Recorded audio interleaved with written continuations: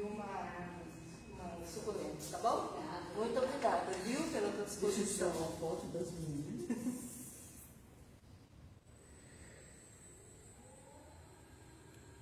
Deixa eu tirar mais uma para garantir.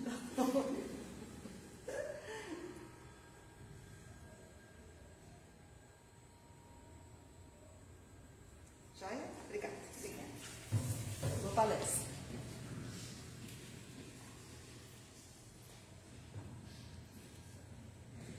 Boa tarde a todos. É com muita alegria que eu estou nesse grupo, que sempre nos convida para a gente poder estar refletindo sobre as passagens do Evangelho, desejando também para quem está acompanhando, pela página do grupo, desejando uma boa reflexão.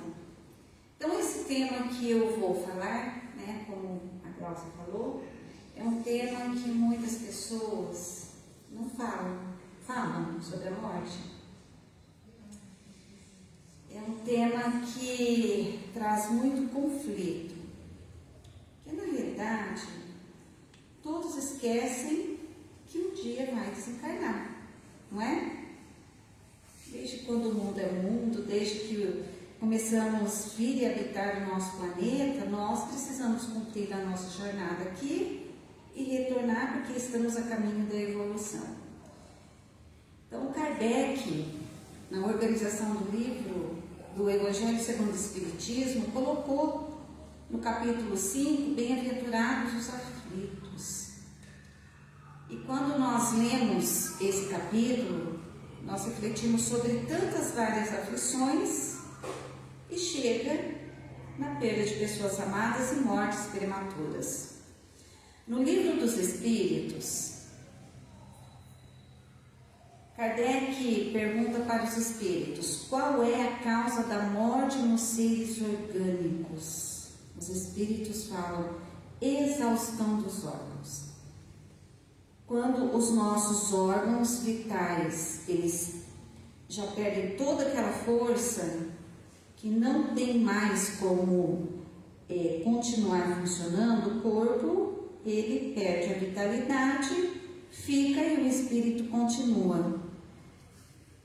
Tirando os casos do suicídio, que daí no suicídio a pessoa abrevia a vida e não deixa que os seus órgãos cheguem até a exaustão e não cumpre a sua jornada aqui. Então, a causa da morte nos seres orgânicos é quando o organismo para de funcionar. E aí tem o desligamento, o corpo fica e o espírito continua. E ele pergunta: pode-se comparar a morte à cessação do movimento numa máquina desarranjada? Sim, pois se a máquina estiver mal montada, a sua mola se quebra. Se o corpo estiver doente, a vida se esvai. Olha a resposta que os espíritos deram para esclarecer melhor, então, o que é essa questão do corpo ele perder a vitalidade. Então, Kardec ele usou realmente uma comparação bem clara, Uma máquina está funcionando, se ela quebra, ela tem como funcionar? Não. Aí os espíritos explicam. Então, se a máquina estiver mal montada, e vamos falar, se a máquina estiver com algum parafusinho fora do lugar, ou quebra alguma coisa, ela para. E assim é o nosso corpo físico. E ele pergunta mais uma vez para eles: em que se transforma a matéria e o princípio vital dos seres orgânicos após a morte? O que será que acontece? A matéria inerte se decompõe e vai formar novos seres. O princípio vital retorna à massa. Então, quando nós, por exemplo, a gente vai no cemitério, o que nós vamos encontrar lá? É lógico, por cima não, mas os restos mortais daquele corpo físico sem vida, ele vai voltar à natureza. E será que a gente encontra alguma citação na Bíblia? O que vocês acham?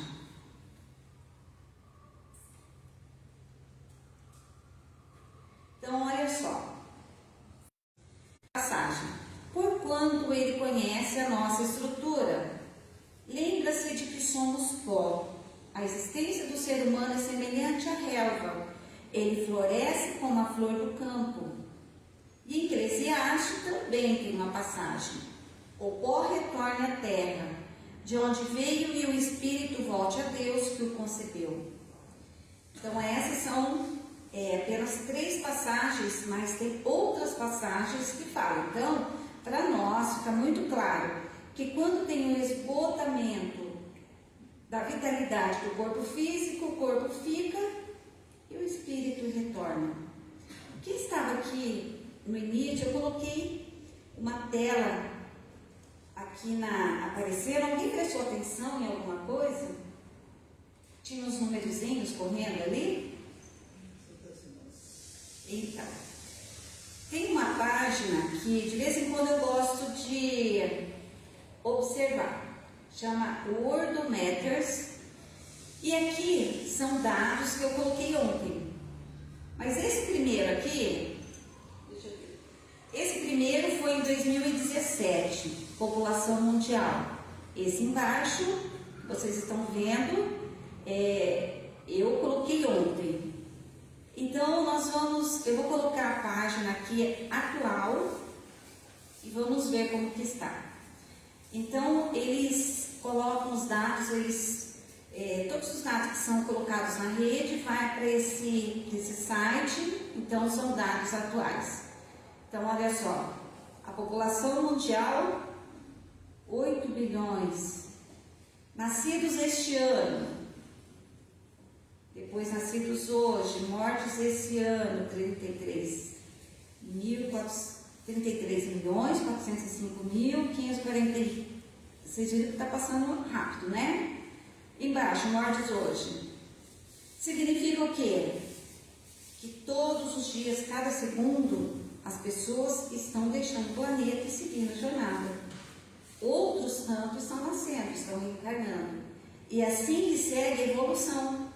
E muitas vezes a gente nota que as pessoas têm essa dificuldade de entender o que é a morte, o que nós estamos fazendo aqui. Então a fatalidade, isso é Allan Kardec que fala, a fatalidade só existe no verdadeiro sentido da palavra, apenas no instante da morte. Quando esse momento chega, seja por um meio ou seja por outro, não a podeis evitar. Todos estamos fadados a quê? A evolução e ao desencarne. Nós não vamos fugir da morte. No livro O Céu e o Inferno, no capítulo 2, fala sobre a preocupação da morte, com a morte.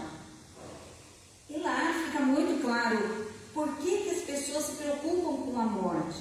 Por que muitos de nós se preocupam com a morte, têm medo da morte? O primeiro é o instinto de conservação. O primeiro instinto de conservação que nós temos é com o nosso corpo. E depois vem a questão da matéria. Então não podemos estar presos a isso, porque todos nós aqui estamos caminhando para o momento que vamos deixar o corpo físico aqui. Ninguém tem pressa, lógico, né? Mas a gente tem que aproveitar o nosso tempo. Desde quando nós nascemos, olha só, aquele bebezinho que nasce, cada dia de vida dele é um dia menos de vida que ele tem aqui na Terra. Aquele bebezinho que nasce, cada dia ele vai envelhecendo, como nós. Vocês pararam para pensar nisso? Então a nossa jornada aqui é uma jornada evolutiva. E nós precisamos realmente trabalhar a questão da morte na nossa vida. No livro, no Evangelho segundo o Espiritismo, então, no capítulo 5, item 21, perda de pessoas amadas, né? E depois ele fala também de mortes prematuras. E Kardec, quando foi organizar todos esses temas, com certeza ele foi pegando todas as mensagens dos Espíritos e colocou exatamente aquilo que nós precisávamos estar aprendendo para a gente poder estar se preparando para o momento da gente se desligar. Então, lá no capítulo 5, item 21, pensa que a morte virá para ti como para todos, que os títulos não te pouparão, que pode te atingir amanhã, hoje, daqui a uma hora, e quando é um ente querido, como conseguimos lidar? Então, o momento da despedida, eu falo da grande viagem, não é? Uma viagem que nós vamos fazer. Esse momento ninguém tem assim, ó, exatamente quando vai acontecer, tem? Ninguém sabe. Ninguém sabe o momento. Por isso que a gente tem que estar se preparando. Ah, mas como que eu vou me preparar? Dentro do coração de cada um, a gente sabe o que a gente precisa trabalhar, os nossos sentimentos, a parte moral. Então, todos nós vamos deixar esse planeta, pois somos viajores do tempo. Quando a morte ceifa nas vossas famílias, arrebatando sem restrições os mais moços antes dos mais velhos, costumais dizer. Então a gente ouve assim de algumas pessoas: Deus não é justo. Aonde já se viu levar aquele jovem, acontecer isso ou aquilo? As pessoas não falam isso? Onde já se viu, mas por que Deus deixa um jovem, de repente, ter um câncer e morrer tão jovem? E de repente, algumas famílias falam, deixa tantas pessoas inúteis aqui na terra e levam as pessoas boas. E aí, as mães ficam com o coração totalmente despedaçado e sofrido. Nós, quando recebemos os filhos, a gente tem um tempo para a gente cuidar deles, para estar com eles, mas eles não são nossos filhos. Antes de tudo, eles são filhos de Deus. Os filhos, eles são dados para a gente como algo para a gente encaminhar. A gente ama, é filho, ama, mas muitos têm uma programação para voltar antes da gente. Aí, quando eu falo dos pais, é a mesma coisa, né? Nós temos, quem tem ainda mãe e pai vivo, sabe que, nossa, eu desde adolescente eu já sofria pensando que a minha mãe e meu pai iam morrer, né? Meu pai desencarnou em 99, minha mãe ainda está viva, graças a Deus, né? Mas eu sei que vai chegar um momento em que nós vamos nos despedir. Vai doer, mas eu sei que eu vou me reencontrar com ela. Então a doutrina espírita traz para nós esse consolo. Olha que maravilha. Aqueles que partem antes de nós, eles vão estar ali. Eles vão estar ali e um dia a gente vai poder se reencontrar com eles. E continua ali no item 21. Humanos, é nesse ponto que precisais elevar-vos acima do terra a terra da vida, para compreenderdes que o bem muitas vezes, onde julgais ver o mal, a sábia previdência, onde pensais divisar a cega fatalidade do destino. Então ele está falando aqui daqueles casos, né, de alguns jovens que às vezes são ceifados antes da hora. Quantas mães que têm os filhos que cometem tantas atrocidades, cometem tantos desvarios, seguem outros caminhos que não é aquilo que se estava na programação. E aí nós entendemos que muitos, às vezes, precisam ser retirados antes que eles se comprometam mais com a justiça divina, porque eles não conseguiram seguir o caminho reto.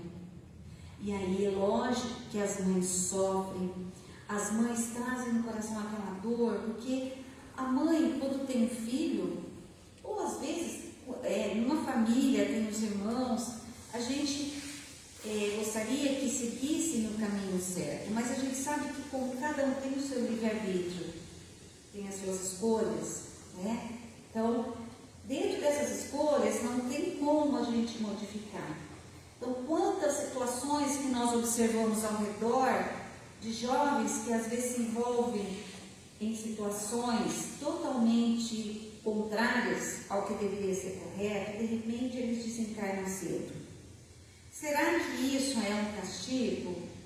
Ou será que de repente Deus, a espiritualidade, não está retirando esse jovem, esse espírito, para que ele não se comprometa mais com débitos, para depois futuramente sofrer? Então, muitas vezes, o olhar que temos é aquele olhar assim, mas por quê? Por quê? Né? Então, às vezes, é necessário frear aquele espírito para que ele não cometa mais desatinos.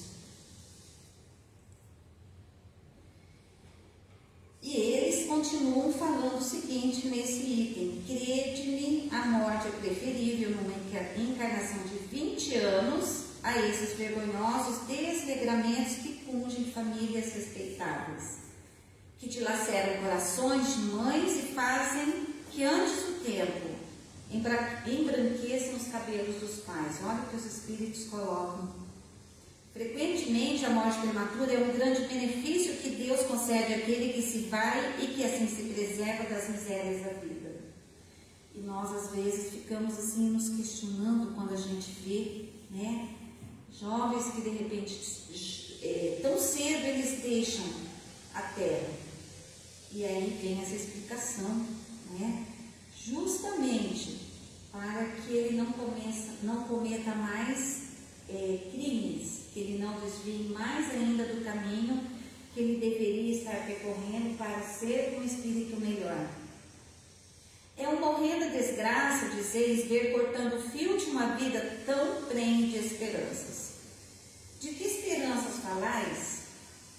Das da terra onde o liberto houvera podido brilhar, abrir o caminho e enriquecer? Sempre essa visão estreita, incapaz de elevar-se acima da matéria. Nós aqui, hoje, espíritas, nós sabemos que o nosso destino é o quê? Ser espíritos melhores, né? O nosso destino é ser espíritos a caminho da evolução para ajudar o planeta a ser um planeta melhor também. Só que nem todos conseguem realmente ter esse entendimento. E aí, os espíritos falam: supondes então que mais vale uma posição elevada entre os homens do que entre os espíritos bem-aventurados? Se eu perguntar aqui, cada um vai refletir. Quantas existências nós tivemos? Alguém sabe? Não tem como saber, né? A gente não tem como determinar, saber quantas vezes nós reencarnamos aqui. Mas nós já fomos espíritos muito complicados, com muitos débitos. Quando foi para a gente reencarnar, a gente fez um trato lá, né? Eu vou fazer de tudo para ser um pouquinho melhor. Graças a Deus a gente está aqui, né? A gente já consegue estar aqui, ó, sentados, trabalhando dentro de nossos sentimentos. Mas a gente sabe que nem todos conseguiram ter esse entendimento. Em cada existência nós temos essa chance. Muitos não vão conseguir ter essa oportunidade de reencarnar aqui no planeta Terra. O nosso planeta, que já está em transição, não vai ter espaço mais para espíritos que são revoltados, que são rebeldes. E aí nós ainda ouvimos as pessoas assim se queixando, né? Como que Deus retira pessoas tão cedo daqui? Mas cada um tem o seu momento. Tem aqueles que muitas vezes chegam, precisam ter uma vida saudável, chegam em um certo momento, adoecem. E aí, às vezes, aqueles idosos que já estão lá eles já cumpriram tudo que eles tinham que cumprir aqui, vão lá para o hospital, né? A gente faz um trabalho no Hospital do Câncer. Quantas pessoas estão lá em aparelhos? Eles estão aproveitando os últimos tempos dele aqui, porque todo o tempo aqui no planeta Terra é muito necessário. E aí a família fica lá fazendo oração: oh meu Deus, cura. Às vezes a pessoa já está numa idade tão avançada, doente, não que vai orar para a pessoa desencarnar, isso não. Mas a família, ela fica ali tão presa, ela não consegue entender que tudo tem um momento certo. Pedir força para aquele espírito, para que ele fique o tempo que ele necessitar, tanto naquele leito, né? Então aí a família, ela fica ali tão em cima, daí vem a melhora da morte, né? Vocês já ouviram, sabem que existe a melhora da morte, né? A melhora da morte, quando eu antigamente não era espírita, eu falava, gente, o que é isso, né? Então, nos livros a gente entende, quando nós estudamos, a família fica tão presa, tão fixa no espírito, apegada no espírito, que o espírito não consegue se desligar. Aí o que eles fazem? Quando nós pegamos os mensageiros missionários da luz, tem muitos casos ali nos livros de André Luiz. Aí eles dão aquele, vamos assim falar, aquela magnetizada boa naquele doente, ele melhora, abre o olho, fica bom. Aí a família fala, ai, agora tá bom. Daí a família dá uma afastada, né? Agora eu vou poder ir em casa tomar um banho. Eles dão uma afastada, é onde a espiritualidade consegue terminar o trabalho do desligamento. Então, muitas vezes, a gente vê que isso acontece. Nem todos os casos, aqueles doentes, eles ficam ligados ao corpo físico até o momento necessário. Quando a gente reencarna, a gente já vem com um bilhetinho para voltar, ninguém sabe. Eu não sei se eu vou viver até 90 anos e se nos meus últimos dias, nos últimos tempos que eu vou ter aqui, se eu vou estar numa cama precisando lá, de repente, passar por alguma doença, alguma coisa, para poder reparar algo. Isso é só, nem todos os casos acontece assim. Mas eu não sei se isso vai acontecer. Então, nós precisamos ter esse discernimento. Meu pai, em 99, ele era renal crônico, e aquele fato, assim, me tocou muito. Me tornei espírita em 98, em 99 ele passou mal, numa segunda-feira, aí foi internado, o médico fez cirurgia, terça-feira entubaram, quarta-feira eu falei, eu vou ficar no hospital. Foi dia 11 de agosto, fiquei lá no hospital. Antes de assim, quando eu cheguei, eu falei, eu quero ir lá onde ele está. Ele entubado. E assim, me deu uma vontade tão grande de falar com ele. Como eu já tinha lido bastante, eu sabia o que eu precisava falar naquele momento. E eu falei para ele, olha, se você estiver chegando nos seus últimos momentos aqui na Terra, a gratidão que eu, meus irmãos, minha mãe, que a gente tem de você ter feito o teu papel de pai na nossa vida, vai ser assim uma gratidão muito grande. Se já estiver chegando o momento de você se despedir da Terra, segue. A gente vai ficar com saudade, mas a gente vai ficar junto. E a vida vai continuar. Você vai continuar ali do outro lado, a gente vai ficar aqui até um dia a gente se reencontrar. Mas a sua missão já foi cumprida aqui, então vai. A gente vai ter saudade, mas a gente tem muita gratidão pelo seu papel de marido, de pai, de avô.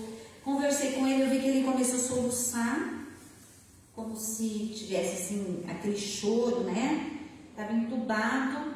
Aí eu fiquei na sala do lado, passava o enfermeiro e falava assim, ó, por que você não dorme? Por que você não dorme? E eu, né, como assim dormir, né? Daí eu falei, olhei no relógio 6 horas da manhã, falei, vou dormir. Foi assim, não foi eu dormir. Fechei os olhos, Depois eu achava que era um sonho, mas não foi um sonho. Eu fui levada ali para a sala, para o quarto dele. E a cena que eu vi, gente, foi tão bonito. Na época eu ainda não tinha entendido direito, mas eu vi um momento, eu cheguei naquela sala, eu vi uma luz muito grande em cima dele, a minha avó que já havia desencarnado, e uma luz em cima dele, e eu assisti aquilo, eu falei, ai, a vovó já está morta, o que ela está fazendo aqui? Aí eu, assim, quando eu acordei, passaram-se 10 minutos, e eu entendi que então eu fui levada para lá, aquele momento que eu adormeci, né? Saí do hospital às 8 horas, ele veio daí, atestar o óbito 8h20. Então, o desencarne estava acontecendo. E eu entendi sim que ele cumpriu a missão dele com 57 anos. E nós precisamos ter essa consciência quando nós lidamos com as pessoas doentes, mas também com aqueles que estão ali vivos. Tem alguns que de repente vai acontecer um acidente e não que eles de repente cometeram algum deslize, alguma coisa, mas de repente era ali o momento deles seguirem o caminho deles. Então nós precisamos entender sim, né, que essas nossas pessoas queridas e amadas, elas vão estar sempre do nosso lado.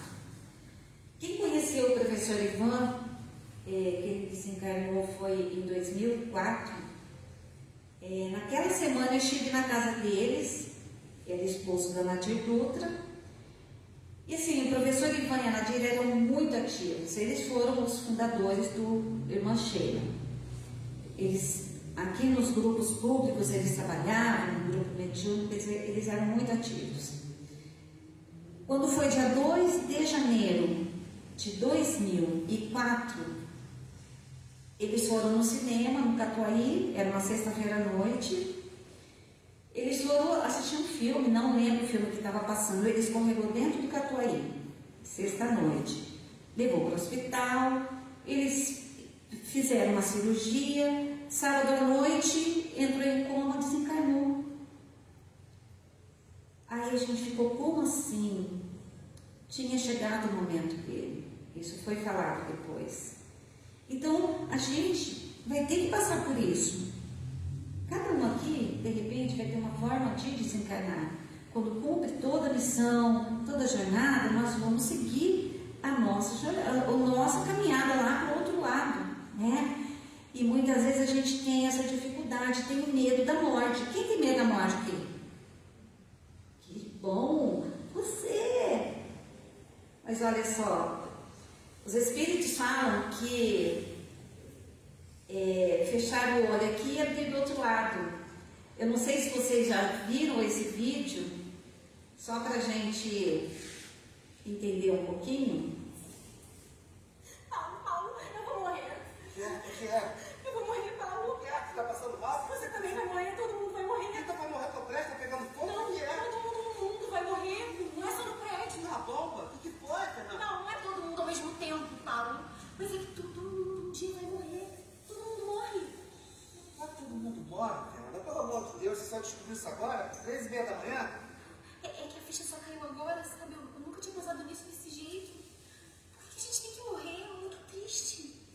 Não é triste, Fernanda. É porque a gente tem uma visão limitada das coisas, entendeu? A vida continua. A gente vem aqui porque a gente tem que aprender umas coisas, evoluir.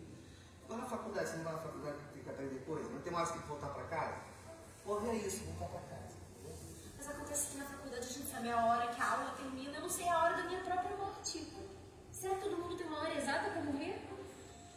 Mais ou menos. Tem uma estimativa de tempo, assim, um período que é o período necessário para você fazer o que tem que fazer aqui, para depois ir embora. O problema é que a gente acaba diminuindo esse tempo, né? Dando mal no corpo, os vícios, enfim, vivendo mal, a gente diminui, vai embora. Dormir é importante para você viver bastante. Quando nós não dormir, que é mais decorar 6 horas. Mas como é que você sabe que você não vai dormir antes das 6? Sei lá, morrer dormindo. Não sei, pode ser. Como é que você consegue conviver com essa informação, Paulo? Convivendo, Fernanda, todo mundo convive com isso, meu Deus do céu. Isso já vem com a gente. Poxa, olha, eu até prefiro não saber a hora que eu vou morrer. Porque vai que eu soubesse. Ia ser um tormento, eu ia ficar agoniado. Tá chegando. eu devo fazer planos, isso é afetar a maneira como eu organizo minha vida, sei lá, a gente não está pronto para saber, confia. Quem organiza esse negócio, quem sabe o que está fazendo, tá? Paulo, liga pra sua mãe. Se despede dela. Não, já não. Esqueci. Fernanda, vamos dormir, porque se tem duas coisas certas na vida, uma é que a gente vai morrer, e a outra é que tem conta todo mês para pagar. Então eu preciso trabalhar. Tá bom?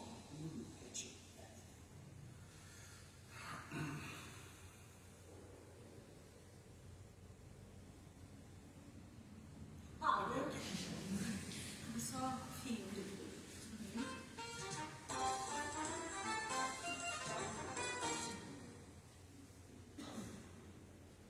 Fernanda, eu não consigo dormir com você me olhando assim igual por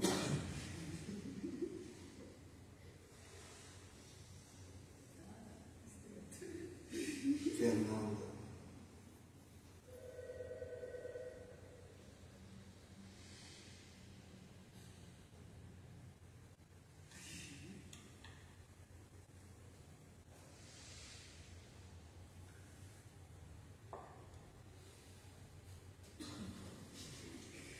Tem muitas pessoas que têm pânico.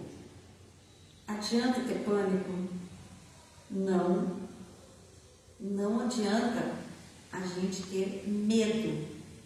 A gente tem que se preparar. É como uma viagem. A gente vai viajar, prepara uma mala, só que a mala que nós vamos levar não é uma mala física. Aqueles que amamos não morrem jamais, apenas partem antes de nós. Olha que maravilha! E isso é comprovado nas reuniões mediúnicas, nos livros do Chico, e aí a gente sonha com os nossos entes queridos. Olha que maravilha! E aqui é só uma passagem. Mas como a vida do ser continua a morrer e renascer, é a volta do espírito à pátria verdadeira. Ontem fez um mês que uma amiga nossa desencarnou.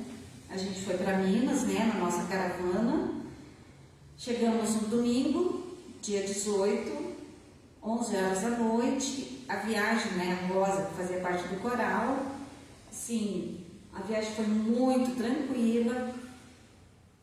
E chegamos 11 horas da noite, quando foi 4h30 da manhã, ela passou mal e desencarnou em casa. Foi assim, foi doído, né? Como, né? Horas antes a gente estava junto e depois, né, vem a notícia que ela se desligou e seguiu a viagem, né? Mas depois a gente começou a avaliar que ali ela já estava se despedindo, ela tinha aneurisma, a gente não sabia. Então ela sabia que de uma hora para outra isso ia acontecer. E assim, foi triste, lógico, né? Mas ela já não tem mais os sofrimentos que tinha aqui. Ela está do outro lado, já no outro coral, que tem um coral que está junto com a gente, né? Então a gente tem que acreditar e confiar. A gente não está isolado. Ai, meu Deus, vou morrer, e daí? O que vem depois? Vai ficar dormindo eternamente? Não. Vai lá para o inferno? Gente, vamos parar com as crenças que foram colocadas na nossa cabeça, na nossa vida. É uma viagem. Eu não tenho medo da morte. Não tenho medo do desencarne, porque isso vai acontecer, eu querendo ou não. Mais cedo ou mais tarde vai ter um momento que eu vou partir. Às vezes eu vou antes da minha mãe, às vezes a minha mãe vai antes e logo eu vou, e a gente vai se reencontrar, e meu pai está lá, e assim como todos os entes queridos de todos aqui, né? Então que a gente consiga realmente trabalhar a questão da morte. Não há vida sem volta, não há volta sem vida. A morte não é a morte e só a porta da vida. As pessoas falam assim, a minha vida acabou. Gente, nós temos uma vida. E essa nossa vida, ela vai mudando de roupagem quando a gente reencarna. A minha vida não vai mudar, não vai acabar quando eu retornar. A minha vida é uma só. Então, o que é a vida? A vida do Espírito. Esse Espírito que é imortal. Mesmo que os olhos físicos não vejam quem amamos e já partiu e está sempre por perto. Então, que a gente possa realmente estar refletindo sobre esse momento que todos nós vamos passar. Aqueles entes queridos, as pessoas amadas que já deixaram o nosso planeta. A gente tem que pensar assim, ó, na grande viagem. Todos nós já fizemos viagens, não foi? Curtas, longas, lugares bons. Todos nós preparamos uma bagagem para fazer uma viagem. E para mim, a morte é uma viagem. A gente vai fazer uma viagem, vai voltar lá para aquele lugar onde a gente precisou se ausentar para vir aqui aprender nessa faculdade, nessa escola enorme que é a Terra, e vai chegar o momento que a gente vai voltar. E quando a gente pega lá o livro Nosso Lar, lá no início, né, que André Luiz ficou tanto tempo no umbral, e depois quando a gente lê sobre o umbral, e que aquela equipe que foi lá socorrer, o que eles falam? Que quando a pessoa ora, ela consegue se conectar, ela consegue ver a luz. Então, que a gente possa realmente, naqueles momentos que a gente sentir assim, o que está acontecendo, vamos orar. O Astolfo sempre brincava, né, do espelhinho, né? Se a gente pegar um espelhinho e não se vê, é porque a gente já não está mais aqui. Não tem que ficar assustado, a gente tem que estar assim, agradecendo a Deus. Por isso que nós precisamos, a cada dia, acordamos, vamos assim olhar para o céu, falar assim, Deus, obrigado por mais um dia de vida. Ficamos doentes, Deus, meu corpo está aqui, se eu tiver que reparar alguma coisa, que você me dê força, que Jesus esteja cuidando de mim. E assim por diante. Que possamos realmente, né, como ela falou no início, que a gente possa trabalhar mais esse momento da morte, que na verdade não é uma morte, é um desligamento do nosso corpo, que vai ficar aqui porque ele não teve mais condições de continuar a jornada aqui na Terra, e o nosso espírito vai voar livre, vai seguir do outro lado a jornada que todos nós estamos prontos, que é essa jornada de Deus. Então, convido a todos para que possamos unir os nossos pensamentos, agradecer a Deus pela nossa vida, agradecer a Deus que é justo pela oportunidade que nos foi dada de estar aqui nessa grande faculdade que é a Terra, onde estamos aprendendo, também estamos ensinando,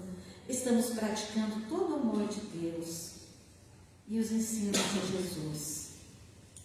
Queremos pedir a esse Mestre que Ele possa ser na nossa vida o nosso amigo, o nosso professor, o nosso psicólogo, o nosso advogado, aquele que vai estar conosco até o último suspiro da nossa vida. Que aqueles nossos entes queridos que também, no momento que precisarem se desligar do corpo, que possamos estar ao lado deles e dizer a eles muito breve, a esses irmãos que sabemos que aqui estão, no Centro Espírita Nosso Lar, que são trazidos e que ficam aqui para tratamento, os nossos irmãos desencarnados, que eles possam entender que a jornada deles agora é outra, que sigam adiante nas grandes escolas do universo para se preparar para, numa próxima jornada, poderem retornar ao planeta.